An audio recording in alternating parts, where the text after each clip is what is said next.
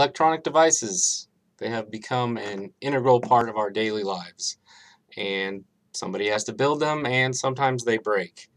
Over the last 6 years, I've worked in R&D developing and designing electronics, so I've had my fair share of putting parts on boards, troubleshooting the boards through process and reworking the boards through the process of soldering, which is taking the filler metal solder and melting it to join other metal items to form an electrical connection. This is a very valuable skill for anyone to learn because we all use electronics, and when they break, it saves you a lot of money to be able to fix them. For example, our dryer broke a couple years ago, and when I opened it up, I found one wire had come off the circuit board, and soldering that wire back on fixed our dryer. Also, children can be pretty rough with electronics, and my daughter's tablet quit charging because she would jam the cable in there. I found out that the micro USB connector had just broken loose, and resoldering the pins to the board reestablished the connection and fixed her tablet. To solder, you of course need a soldering iron. It's a very hot tip, usually has a stand like this.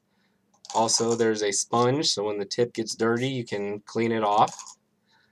This is a nicer soldering iron, also has a power supply with a dial right here to set the temperature. I typically set it to about 700 degrees, and this blinking light shows that it is up to temperature. This is a nicer one, but you can get a entry-level soldering iron for under $10 on Amazon, so it's not real expensive to get the tools. There's also the solder. There's many different types.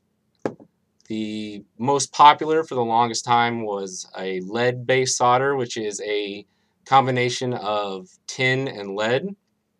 More recently, a lot of regulatory agencies are making products move to use a lead-free solder, which, because of all the health and environmental dangers of lead, they're making lead-free mandatory. Works just as well, it just has a little higher melting point, so can be a little more difficult to use, but you can just turn your temperature up a little bit, hold the iron a little longer, and it'll work just fine. There's also what's called flux, and flux helps to flow the metal and create a stronger electrical connection. Some solder is a rosin core, which has the rosin flux down the center of the strand of solder.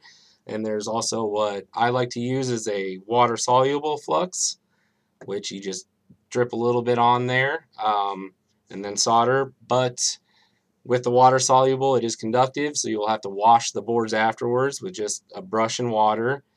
Contrary to what a lot of people think, electronics are just fine if they get wet as long as you fully dry them before powering them on. So typically I would use a air compressor and blow all the water off and wait a little bit and just ensure that it's dry.